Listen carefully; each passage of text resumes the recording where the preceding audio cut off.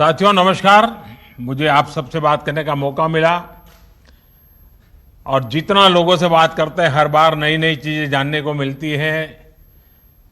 और हम सभी ने अगर हम सोचेंगे अपने अपने जीवन के विषय में, अपने व्यक्तिगत जीवन में अनेक उतार चढ़ाव हम सब ने देखे हैं। हमारे सामाजिक जीवन में भी गांव में, शहर में अलग अलग तरह की कठिनाइयां आती ही रहती हैं। अब देखिए, कल बिजली गिर गई, बिहार में, उत्तर प्रदेश में कितने लोगों को जान चली गई। लेकिन ये किसी ने नहीं सोचा था कि पूरी दुनिया पर, पूरी मानव जाति पर एक साथ एक ही तरह का इतना बड़ा संकट आ जाएगा। एक ऐसा संकट जिसमें चाहकर भी लोग दूसरों की पूरी तरह मदद नहीं कर पा रहे हैं। इस दौरान शायद ही कोई ऐसा होगा जिसको कोई परेशानी न हुई हो। बच्चे हो, बुजुर्ग हो, महिलाएं हो, पुरुष हो, देश हो, दुनिया हो, गांव हो, शहर हो, पढ़ा लिखा हो, अनपढ़ हो, अमीर हो, गरीब हो, हर किसी को दिक्कतों का सामना करना पड़ा है। आगे भी हमें नहीं पता कि इस बीमारी से कब मुक्ति मिलेगी, लेकिन हां, इसकी एक दवाई है जिसका हम सबको पता है, और ये दवाई है 2 गज की दूरी। ये दवाई है मुंह ढकना, फेस कवर या गमछे का इस्तेमाल करना।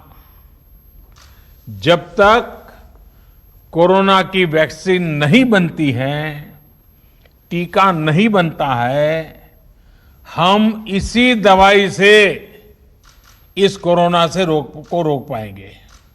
साथियों, आज जब आप सभी मुझसे बात कर रहे हैं और मैं देख रहा था कि आपके चेहरे पर खुशी है, आपके आंखों के भाव, आपका अपनापन मैं अनुभव कर रहा था, और सारा देश देखता है। और यहां इस कार्यक्रम में उत्तर प्रदेश के यशस्वी ऊर्जावान मुख्यमंत्री श्रीमान योगी आदित्यनाथ जी मौजूद है, मंत्रिपरिषद,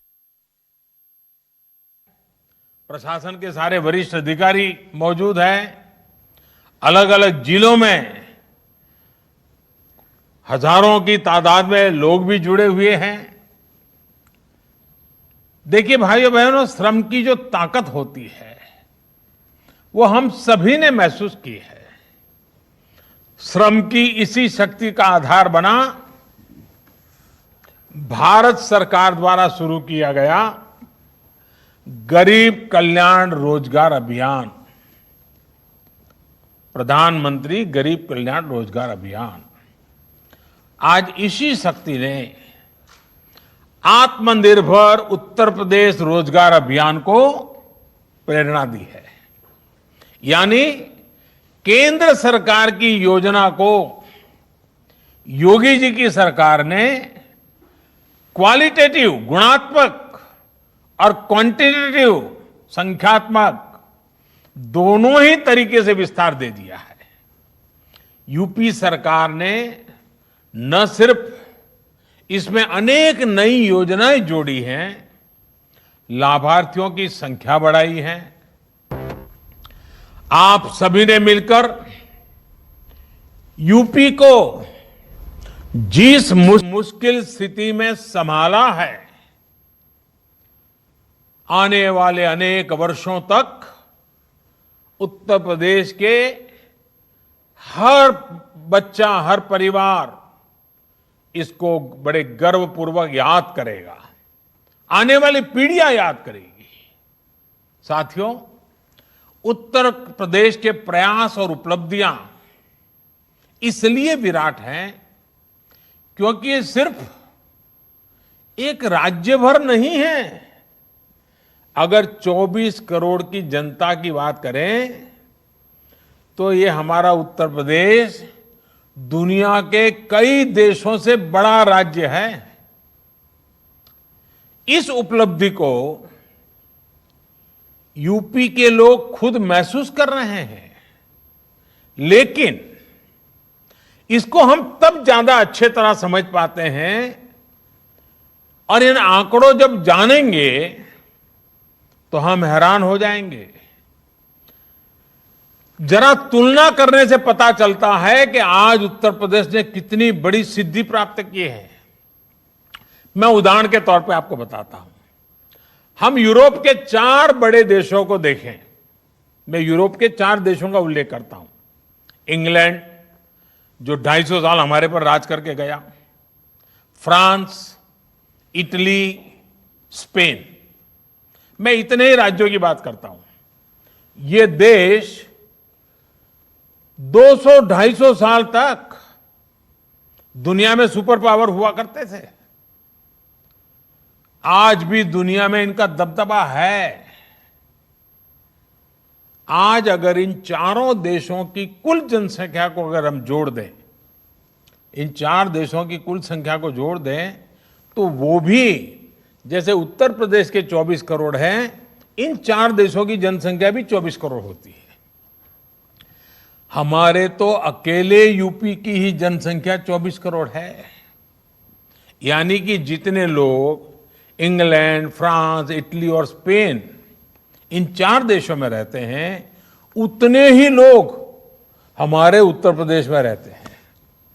लेकिन कोरोना में इन 4 देशों में मिलाकर उनकी जनसंख्या उत्तर प्रदेश जितनी है, इन 4 देशों में मिलाकर के 1,30,000 लोगों की मौत हो चुकी है। 1,30,000। जबकि उतनी ही जनसंख्या वाला हमारा उत्तर प्रदेश 600 लोगों की जान गई है। कहां 1,30,000 लोगों की मृत्यु और कहां 600 लोगों की मृत्यु। ये बात सही है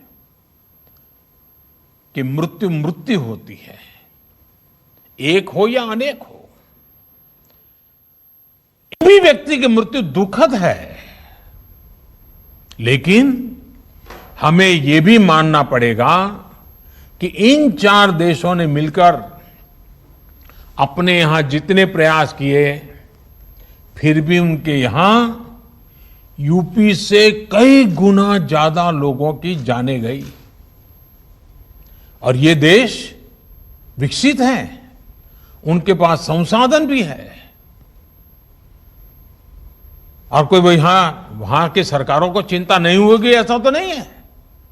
लेकिन फिर भी अपने नागरिकों को बचाने में उन्हें वो सफलता नहीं मिली जो सफलता आपको उत्तर प्रदेश को हासिल की है। हर उत्तर प्रदेशवासी को गर्व होगा, हर भारतवासी को गर्व होगा। साथियों, इस दौरान आप में से ज्यादातर लोगों ने टीवी पर लगातार देखा होगा, अमेरिका के रिपोर्ट तो लगातार आते थे। अमेरिका के पास क्या नहीं है? सब कुछ है। वो एक चुटकी में जो चाहिए वो इकट्ठा कर सकता है। अमेरिका के पास साधन, संसाधन, आधुनिक टेक्नोलॉजी, किसी चीज की कमी नहीं है। लेकिन फिर भी आज अमेरिका कोरोना से बेहद बुरी तरह प्रभावित हुआ। आप ये भी याद रखिए कि अमेरिका की जनसंख्या करीब 33 करोड़ है, यूपी की जनसंख्या 24 करोड़ है। लेकिन अमेरिका में अब तक 1,25,000 लोगों की मौत हो चुकी है, जबकि हमारे उत्तर प्रदेश में 600 लोगों की मृत्यु हुई है। अगर योगी जी ने और उत्तर प्रदेश के उनके सभी साथियों ने, उत्तर प्रदेश की सरकार ने सही से तैयारी नहीं की होती, अगर यूपी में भी अमेरिका की तरह ही तबाही मची होती, तो आज उत्तर प्रदेश में 600 नहीं 85,000 लोगों की जान जा सकती थी। अगर हम किसी और देश से तुलना करें तो उस हिसाब से देखें तो 85,000 लोग की जान जाती। लेकिन जो मेहनत यूपी की सरकार ने की है, हम कह सकते हैं कि एक प्रकार से अब तक कम से कम 85,000 लोगों का जीवन बचाने में वो कामयाब हुई है। आज अगर हम अपने नागरिकों का जीवन बचा पा रहे हैं तो ये भी अपने आप में एक संतोष का विषय है और देश का आत्मविश्वास भी उसके कारण बढ़ता है। लेकिन मैं एक पुरानी घटना को जरूर आज उल्लेख करना चाहूंगा। एक वो भी दिन था जब प्रयागराज, तब के इलाहाबाद के सांसद, देश के प्रधानमंत्री थे और कुंभ के मेले में भगदड़ मची थी। सैकड़ों हजारों लोग मारे गए थे। तब उस समय जो लोग सरकार में थे, उन्होंने सारा जोर मरने वालों की संख्या छिपाने में ही लगा दिया था। अब आज उत्तर प्रदेश के लोगों का जीवन बच रहा है, सुरक्षित हो रहा है, तो यूपी के सांसद के नाते, देश के नागरिक के नाते, भारत के प्रधानमंत्री के नाते, जैसे आप सबको तसल्ली मिलती है, मुझे भी तसल्ली मिलती है। और साथियों, इसमें भी हमें एक और बात हमेशा याद रखनी है। ये सब उस स्थिति में हुआ जब देश भर से करीब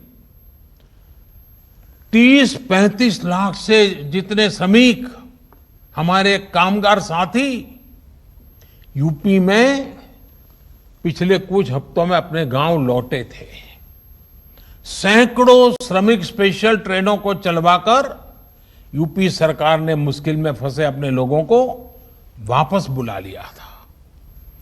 दूसरे राज्यों से आए इन साथियों से संक्रमण के फैलाव का रिस्क और भी अधिक था, लेकिन उत्तर प्रदेश ने जिस तरह स्थिति को संवेदनशीलता के साथ संभाला, उसने राज्य को एक बड़े संकट से बाहर निकाल लिया। देश की भी बहुत बड़ी सेवा की है उत्तर प्रदेश ने।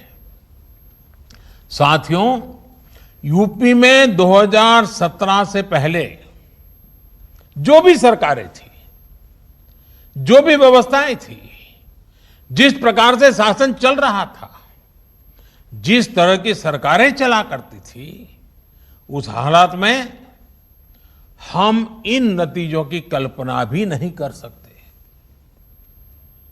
पहले वाली सरकारें होती तो अस्पतालों की संख्या का बहाना बनाकर, अस्पताल में बिस्तरों की संख्या का बहाना बनाकर हम चुनौती को टाल देते। लेकिन योगी जी ने ऐसा नहीं किया। योगी जी ने, उनकी सरकार ने हालत की गंभीरता को समझा। उन्होंने समझा कि इतने बड़े देशों की क्या हालत हो रही है, बड़े बड़े समृद्ध देशों की बर्बादी हो रही है, तो उन्होंने बुरा अंदाज लगा लिया और वे देखते हुए उन्होंने और उनकी सरकार ने युद्ध स्तर पर काम किया। क्वारंटीन सेंटर हो, आइसोलेशन की सुविधा हो, इसके निर्माण के लिए पूरी ताकत झोंक दी गई। आप कल्पना से कर सकते हैं,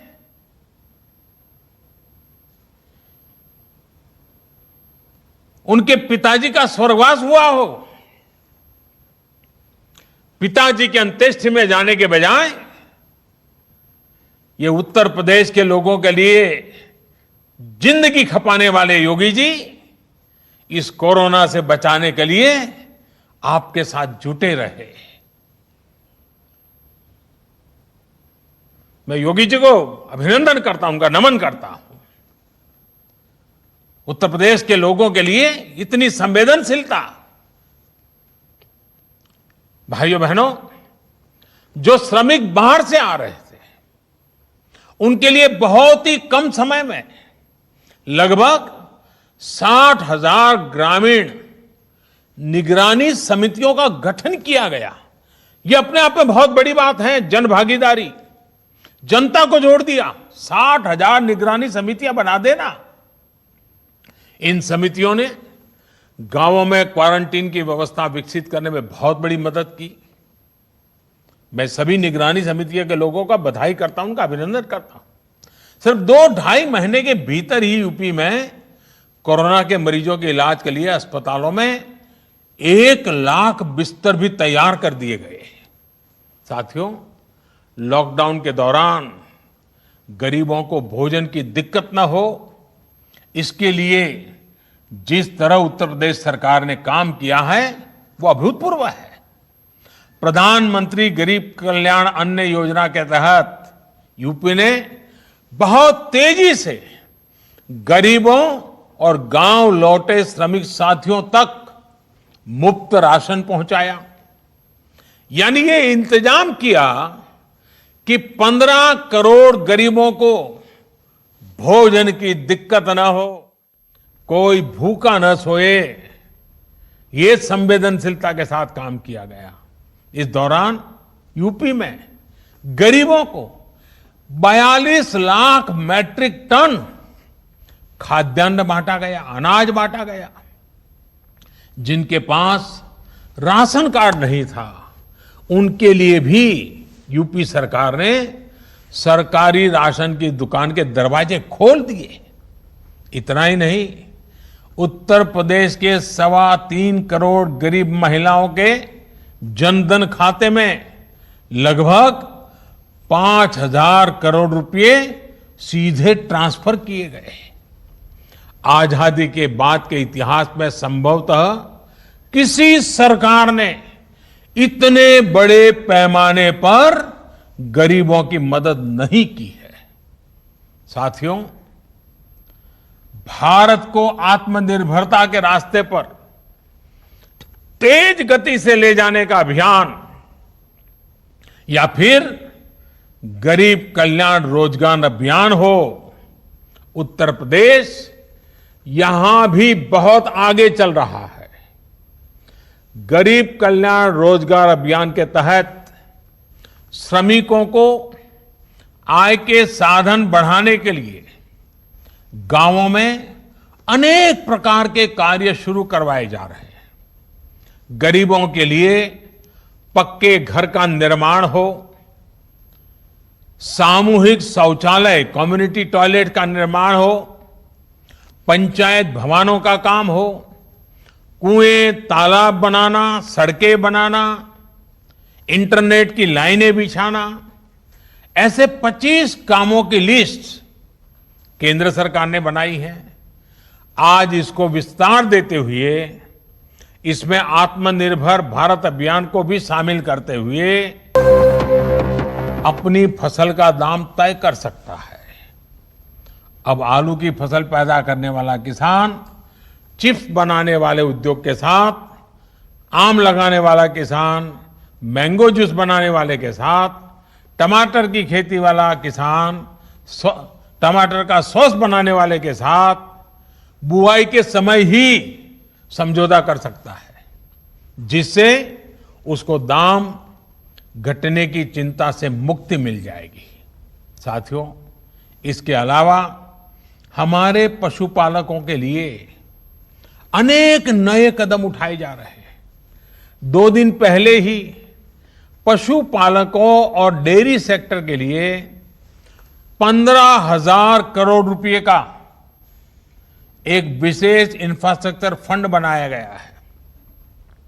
इससे करीब 1 करोड़ और नए किसानों, पशुपालकों को डेयरी सेक्टर से जोड़ा जाएगा। आकर्षित करने के लिए जो भी कदम उठा रही है उसका बहुत बड़ा लाभ यूपी उठा रहा है।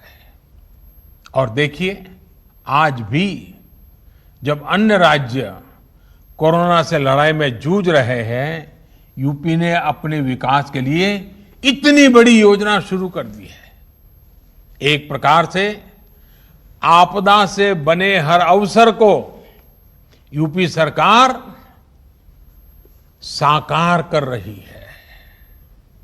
एक बार फिर आप सभी को रोजगार के इन तमाम अवसरों के लिए बहुत बहुत बधाई।